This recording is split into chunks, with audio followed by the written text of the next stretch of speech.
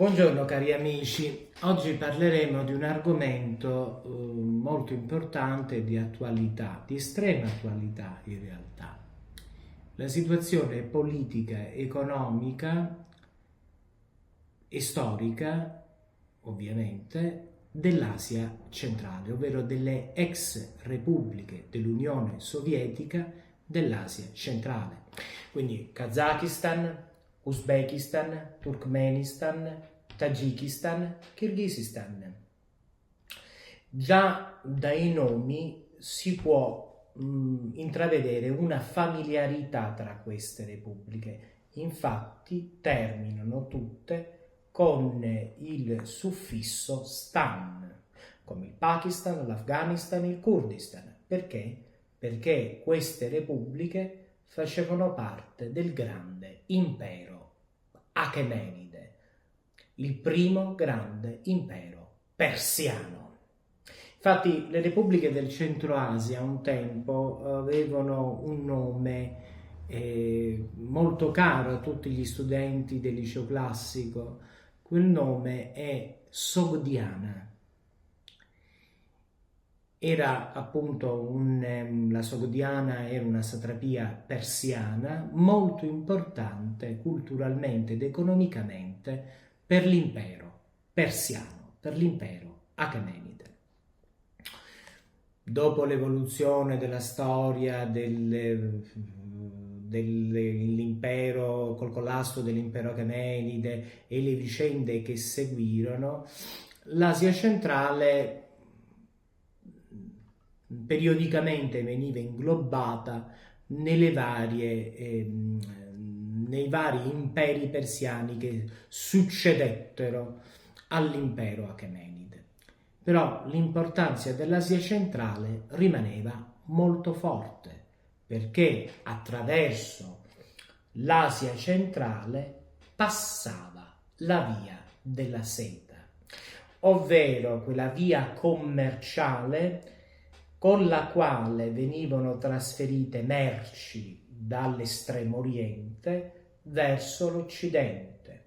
L'ultimo hub commerciale, chiunque abbia fatto il liceo classico lo sa bene, era Antiochia in Siria, che era l'ultima tappa della via della seta all'interno dell'impero romano. Da Antiochia poi le navi, i corridoi commerciali portavano le merci che venivano dall'Oriente, per prima cosa la seta, in tutto l'impero romano.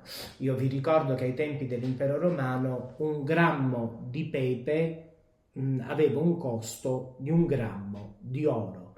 A Roma il pepe che veniva dall'Indonesia costava quanto l'oro.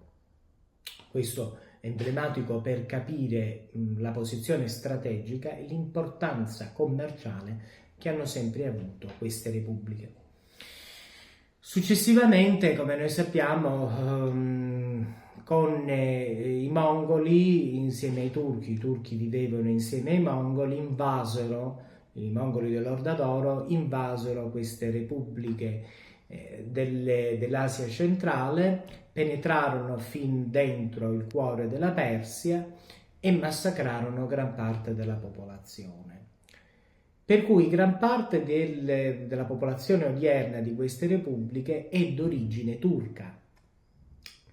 Kazaki, innanzitutto turkmeni, uzbeki, kazaki, kirghisi, tranne i tagiki che sono persiani a tutti gli effetti.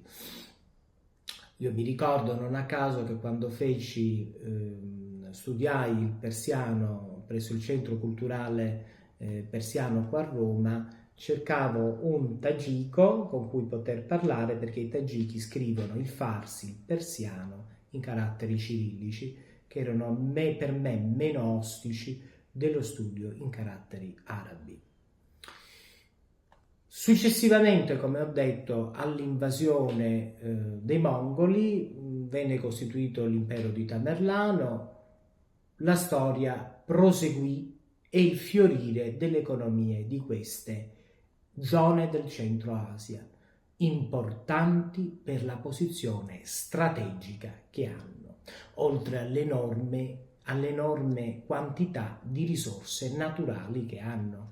Il Turkmenistan galleggia sul gas, il Kazakistan è un enorme produttore di petrolio, oltre che di gas naturale, chiaramente.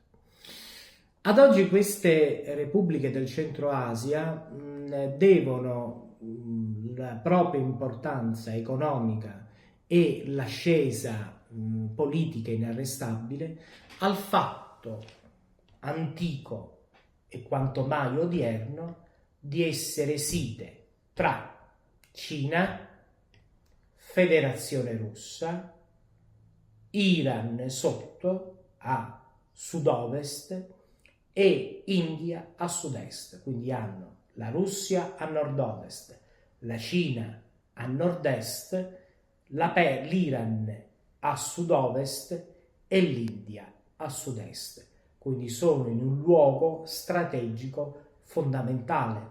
Voi dovete pensare che tutti gli analisti economici sostengono che questo è il secolo dell'Asia, che l'Asia è in fortissima crescita economica, una crescita inarrestabile dal punto di vista economico, ma anche dal punto di vista politico, chiaramente.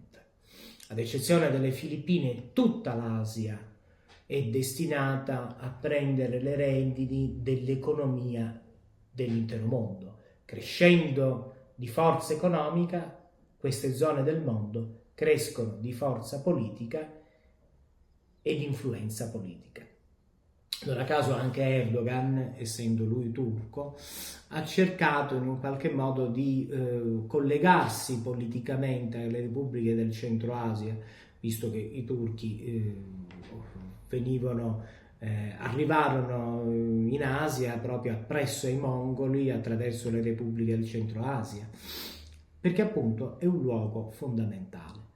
Abbiamo visto tempo addietro che sono scoppiate delle sommosse in Kazakistan, represse con l'appoggio della Russia.